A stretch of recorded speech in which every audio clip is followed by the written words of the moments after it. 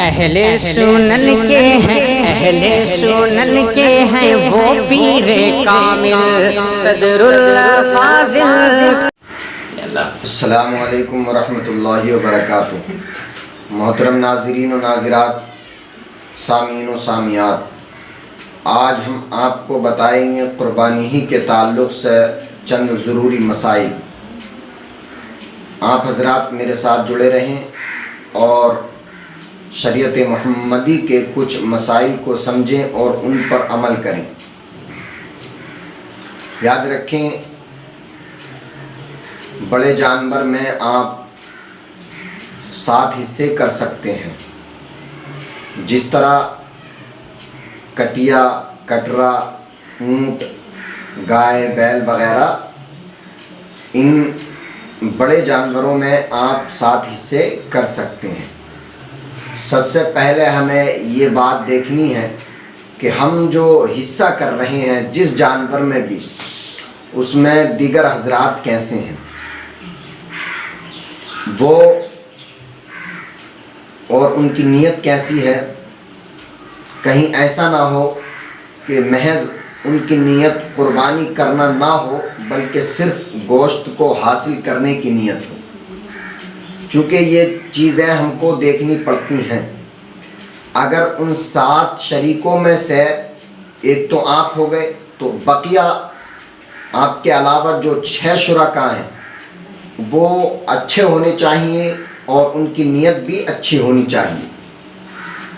اگر ان میں سے کسی ایک کی بھی نیت صرف گوشت کو حاصل کرنا ہے، قربانی کرنا مقصود نہیں ہے کہ میں قربانی کروں گا تو گوشت مجھ کو ملے گا، اس سے میں کوفتے بناؤں گا یا ٹکیاں کروں گا، یہ کروں گا، وہ کروں گا، تو اگر پہلے ہی سے یہ نیت کر لی کہ مجھے گوشت ملے گا تو اتنے دن کھاؤں گا رکھ کر، ہے نا، تو یہ نیت قربانی کو فاسد کر دے گی۔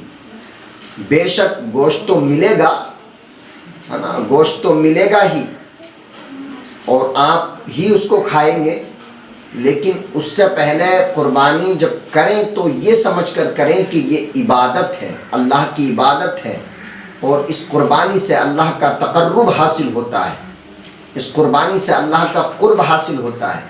یہ نہ سمجھیں کہ میں قربانی کروں گا گوشت ملے گا خوب کھاؤں گا، یہ نیت نہیں ہونی چاہیے۔ اگر 6 شرکاء میں سے یا 7 شرکاء میں سے اگر کسی ایک کی بھی نیت یہ ہے کہ میں گوشت حاصل کروں گا، قربانی کرنا عبادت میں وہ شمار نہیں کرتا ہے، تو یاد رکھیں کسی ایک کی بھی قربانی نہیں ہوگی۔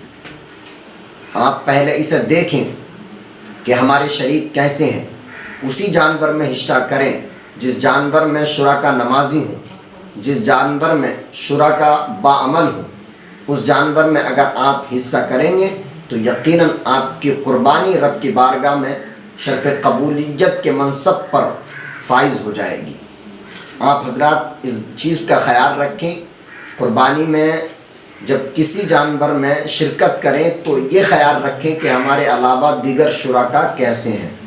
اگر ان کی نیت اچھی ہو تو ٹھیک ہے، قربانی ہو جائے گی، لیکن اگر محض ان کی نیت گوشت کو حاصل کرنا ہے تو کسی کی بھی قربانی نہیں ہو سکتی۔ ایک بات اور یاد رکھیں کہ آج دیکھا جاتا ہے کہ انسان قربانی کرتا ہے، قربانی کا جانور 7 شریکوں میں سے کسی ایک کے گھر وہ قربانی کے ایام سے پہلے پرورش پاتا ہے، اس کو باندھ دیتے ہیں، وہ گود سب کچھ اس کو کھلاتا ہے، پانی پلاتا ہے اور اچھی طریقے سے اس کی خاطر تواضع کرتا ہے۔ لیکن پھر جب قربانی ہوتی ہے تو 7 شرکاء یہ کہتے ہیں کہ بھائی اب ایسا کرو کہ قربانی کے ایام میں انہوں نے اس جانور کی پرورش کی، قربانی کے جانور کے جو پاہے ہیں وہ ان کو دے دو۔ تو یاد رکھیں، حصے اس لیے ہوتے ہیں تاکہ ہر ایک پر گوشت بالکل برابر آئے۔ اگر آپ نے ان کو پاہے دے دیے تو ان پر زیادہ ہو جائے گا، آپ کا حصہ کم ہو جائے گا۔ اس صورت میں قربانی پر آپ کی حرف آ جائے گا، اس قربانی میں آپ کی حرف آ جائے گا اور آپ کی قربانی رب کی بارگاہ میں قبول نہیں ہوگی۔ اس وجہ سے آپ حضرات پاہیوں کو گوشت کے ساتھ کاٹیں اور ان کو تقسیم کریں۔ اب کہتے ہیں کچھ حضرات کہ بھائی سب کی اجازت ہے تو دے سکتے ہیں۔ نہیں بھائی، سب کی اجازت ہو تب بھی نہیں دے سکتے، اس کو تقسیم کیا جائے گا۔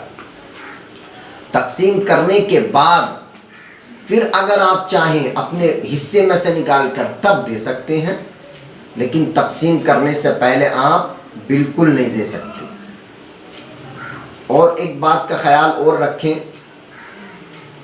کہ قربانی کا جانور جب ہم نے خریدا تو یاد رکھیں علامہ صاحب قدوری نے ایک جملہ ارشاد فرمایا ان سبعۃ، یہ 7 لوگوں کی جانب سے ہے۔ کیا کیا؟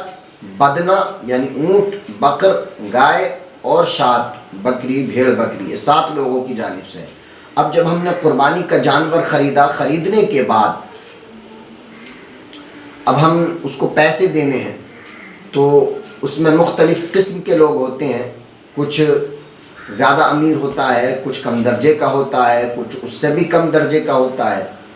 لیکن جو کم درجے کا ہوتا ہے، جو اور دیگر شرکا ہیں، وہ کہتے ہیں چلو اس سے تھوڑے پیسے کم لے لیے جائیں، تو اس سے تھوڑے پیسے کم لے لیے جائیں تو کام چل جائے گا، اس کی طرف سے ہم دے دیتے ہیں۔ نہیں بھائی، اس صورت میں بھی قربانی نہیں ہوگی۔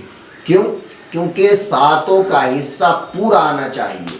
اگر وہ 2.5 روپیہ دیتا ہے تو اس کو بھی پورے 2.5 روپے دینے چاہیے۔ اس چیز کا آپ خیال رکھیں، قربانی سے پہلے یہ چیزیں جان لینا بہت ضروری ہے۔ کہیں ایسا نہ ہو کہ ہم قربانی کریں اور رب کی بارگاہ میں ہماری قربانی قبول نہ ہو۔ تو اس لیے ہر چیز کے کچھ شرائط اور کچھ اصول و ضوابط ہوا کرتے ہیں۔ اس شرائط اور ضوابط کی روشنی میں جب کام کیا جاتا ہے تو یقیناً کرنے والے کو بھی لگتا ہے کہ ہاں میرا کام قبول ہو سکتا ہے، میرا کام کامیاب ہو سکتا ہے۔